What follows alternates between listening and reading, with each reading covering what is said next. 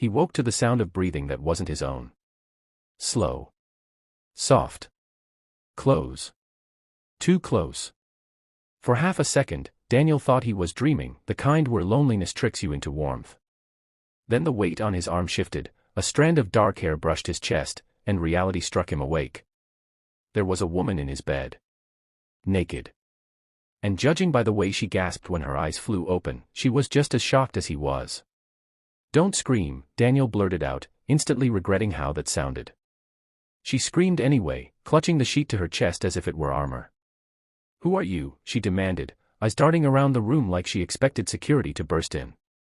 Daniel pushed himself upright, heart pounding. I live here." Silence fell between them, heavy and confused. She stared at him, really looked this time. The modest bedroom. The child's drawing taped to the wall. The small pile of folded laundry in the corner. This wasn't a penthouse. This wasn't her world. "I'm Sophia Reyes," she said finally, voice low, controlled. "And this better not be what it looks like." The name hit him harder than the scream. Sophia Reyes. The CEO whose face was on business magazines at the grocery store checkout. The woman who'd just bought the struggling tech company where Daniel worked night shifts as customer support while raising his 7-year-old daughter alone. Daniel swallowed. This is definitely not what it looks like.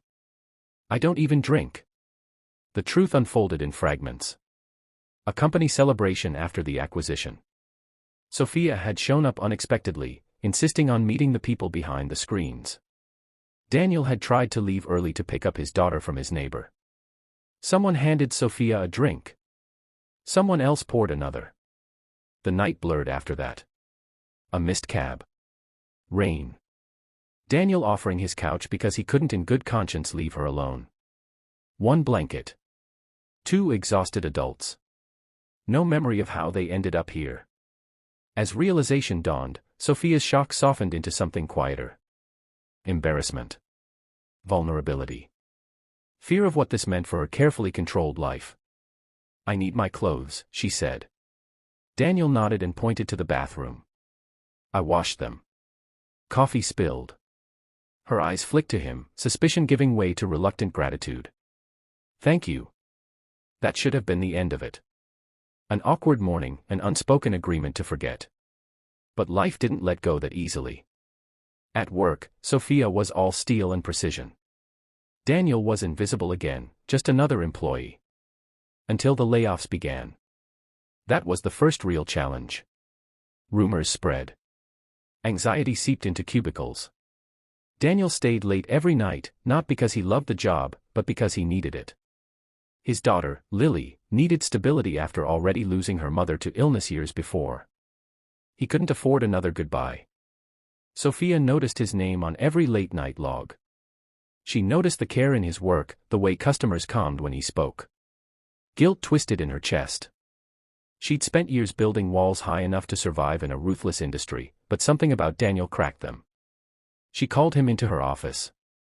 "I won't pretend that morning didn't happen," she said, folding her hands. "But I won't let it influence business either." Daniel met her gaze, tired but steady. "I don't want special treatment." "I know," she replied. "That's why I'm offering responsibility instead." She assigned him to a pilot project aimed at saving the company's smallest clients. It meant longer hours. More pressure. But also a chance. The second challenge came quietly, in the form of Lily. When Sophia showed up unexpectedly at the office on a Saturday to review progress, she found Daniel under his desk on a video call, helping Lily with her math homework. "Daddy, you forgot to sign my reading log," Lily said. Daniel's face softened instantly, the exhaustion melting away. "I'll do it when I get home, bug." Sophia stood frozen in the doorway. This man wasn't just an employee. He was a father balancing a world that never waited. From then on, she watched him differently. And when she offered flexible hours, he didn't hesitate to tell her the truth about Lily's school pickup times, about the nights he fell asleep sitting up waiting for a fever to break. The third challenge hit harder than either expected. Gossip. Someone saw them talking too long.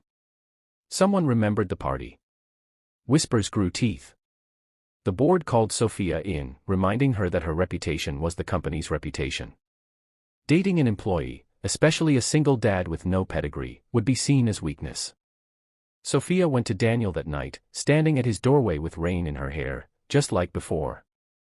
"This can't happen," she said, voice trembling. "Whatever this is." Daniel nodded slowly. "I figured."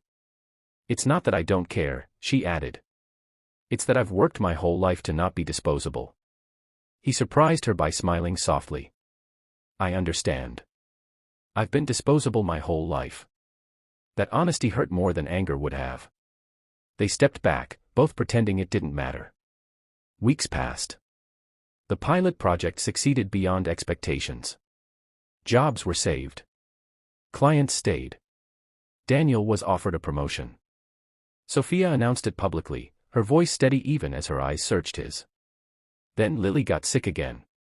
Hospital sick. Daniel's world narrowed to beeping machines and fear. When Sophia showed up at the hospital with a bag of snacks and a book Lily liked, he didn't ask how she knew. He just broke. "I can't lose her," he whispered, eyes red.